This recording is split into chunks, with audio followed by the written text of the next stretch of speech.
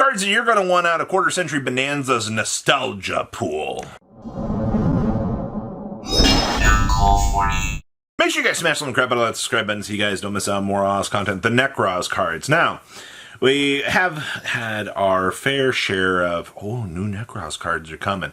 TCG got some of the nicest rarity upgrades I could have seen out here. Quarter Century Brionic, Quarter Century Trishula, Quarter Century Shrit. Like, I was super excited to see this. But unfortunately, these are paywalled behind the Nostalgia Hard Pull. If you are looking for good quality upgrades to this stuff, obviously this is going to be the pool that you're going to want to go through to get those higher rarity cards. Now, looking at the Nostalgia Pool and how things are in there, I'm going to be honest with you, a lot of this stuff is going to be very hard upgrades to acquire. But if you do get these upgrades, you're going to feel pretty nice about yourself because you can play the deck in an older format. You can play it in current depending on the upgrades. And you'll just have a very nice time having these for your strategy. Toon Blackluster Soldier. Toon players, I know you guys have spent a lot of money in the past. I also know a lot of you guys are extremely happy to have Toon Kingdom be available in a QCR. I'm very extremely happy for you that you have the opportunity to get these cards in a much higher desirable rarity. Toon Blackluster Soldier is no exception here. Though it is odd that there was only one Toon card in here, considering that this pool of cards is supposed to be such a strong feel of nostalgia. But I guess two things here. It is a Toon monster, and it is Blackluster Soldier. Blackluster Soldier being that super iconic power card for the way that the game has always been. I would definitely keep an eye on this. This card could end up very cheap over the course of time, which just means that the casual Toon player can get some nicer cards for their collection. I know, casual, fun, they do like nicer rarity cards too. It's not always about what the competitive duelist wants to have added into their pool. Secret Village. Now this is for the Exodia duelist out there, and of course the casual spellcaster duelist that enjoys telling their opponent, nope, you're not allowed to play the game. I actually think that this is by far one of the most silent pickups on this entire list of things. Secret Village, I have a feeling this is going to be more of a niche standard of pickup, and most of the time Secret Village is usually just a one-of that shows up out here, which is a good thing. When you're looking at one-of QCRs, things kind of become a little bit more accessible, in my opinion. You have less of a reason to pick things up when you look at these and you're like, I can justify the price point of this because it's a little bit more acceptable. Depending on how this one goes, I think this is one of those QCRs that'll be quiet. But once again, you're fighting in a pull of 200 cards for this, which is our problem with this. The Nostalgia Pool was good for the Nostalgia Pool of things, being nostalgia, but this one's a little bit rougher. The Xaber cards. Now, we currently do not have any Xaber power-ups planned because Terminal World 2 gave us not this. But I would not be surprised out here, come 2025, near the end of the year, that if we get a Terminal Revenge or Terminal World 3, that Xaber is not part of that set. Xaber is such a strong contender out here. Konami dumping this back here tells me that we're not going to have Quarter Century by this time next year, and that they're dumping this in here so that they can give us some power-ups later on. I'm 150% with that. You are going to want to keep an eye on Gothams and Airbellum on that possibility that these cards are going to be really, really good. And that's a major thing for you to think about out here. Very far-sighted investments in this game are very rewarding. You just have to decide, is this the right time to do it? Vandy's Emptiness. Now, this one's interesting to me. The highest print of Vandy's Emptiness before this reprint, I think it was, $25 in terms of value. You just dumped a whole bunch of ugly secret rares onto the market, and you dumped a QCR in a pool of 200 cards, which is going to be a pain in the ass to pull. Problem here is Emptiness is one of those cards that people swear can come back all the time.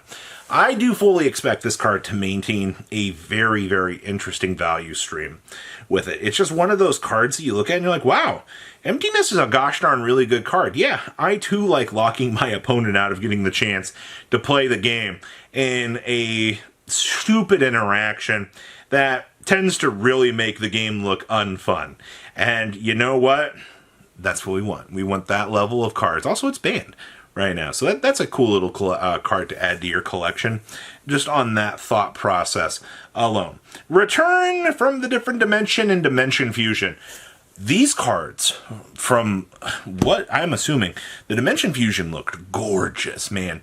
I am a sucker for Dimension Fusion in Return. These two, just slam them on the field, get the revives out of the banish pile. These cards were insane for their time, all right? And I think a lot of people kind of acknowledge that as a whole. Dimension Fusion is just one of those cards that you can't really go wrong with, having a higher rarity version for older formats. So I highly doubt we'll see these two cards return back to the game. Maybe return because, you know, it is a set and an interaction to bring back. But I'm just kind of throwing that out there.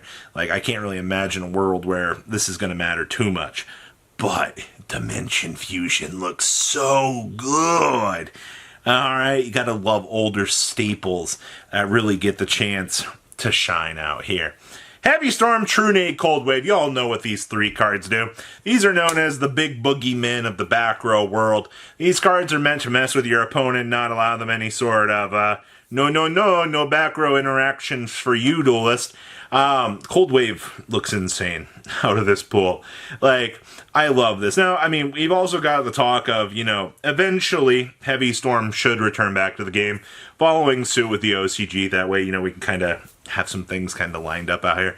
I wouldn't be surprised if the TCG just tries to keep Heavy Storm out of the game. Just like, shoo, go away. No more Heavy Storm. Go away. Stop it. Nobody wants to deal with that interaction. I guess.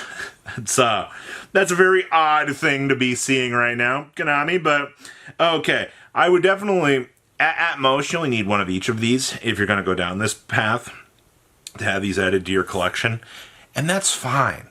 One of's, once again on this list, are good. Thunder King Ryo. Now this is an interesting contender out here. With Thunder King, you got to remember this card has one of the highest expensive ultimators. I think the ulti was $150 before the QCR reprint. Thunder King looks freaking gorgeous, man. All right, like, I'm so excited to have this. This is one of my favorite stun monsters in the whole game. Now, unfortunately, you know, a core normal summon doesn't get you very far these days. In the old days, though, Thunder King Ryo was such an insane card. Alright, but yes, if you're looking at older formats, Thunder King Ryo is the gatekeeper for a lot of the middle ages of this game, because the card was just, it was broken, man. Konami knew how to make some good promos back in the day. Now we get vanilla-looking monsters that can barely do anything. Ugh. Caius, the Shadow Monarch. So if you're looking at old formats, you know, you probably looked at Caius and you're like, wow, $60 price tag. That's a lot of money. I think the reality of the situation out here with Caius is pretty straightforward. $500 former ultimate rare, staple in the meta. It's going to have one of the most expensive price points in the set. That's a wrap, everybody. We've done it. Caius is, question mark, affordable? I'm not surprised to see how this has gone, but I'm going to be honest with you guys, all right? And this is just from me to you. I wouldn't be surprised to see people just, once Caius hits the floor, running out here. We might actually see, maybe a year from now, maybe sooner, who knows. This card could actually hit $100. Like, it's one of those things you look at and you're like, huh, there's a lot of insanity with that card in the way that it actually plays in the game. Like, I wouldn't be surprised. And then there's the Egyptian gods. Like, this is the pinnacle of collectability out here. Konami said, hey, you guys want some Egyptian gods in quarter century? Okay, we got you, duelist. You can add the Winged Dragon of Ra, Slifer the Sky Dragon, and Obelisk the Tormentor, all in whatever flavor of rarity you want. You want some Platinum Secret Rares, you want some quarter centuries, boom, they got you. They went ahead and they dumped them in there for you. I don't really have much to say about that, honestly. I think it was a good idea. I think they did a decent job on that, for sure. But it's gonna call it what it is. A little bit more to be desired with the gods in here. So, what do you guys think about the collector's pickups from this? Make sure you guys leave a comment down below. Tell me what you guys think. I'll see your beautiful faces back here later in the day, guys. Peace out. Patrons! Thank you.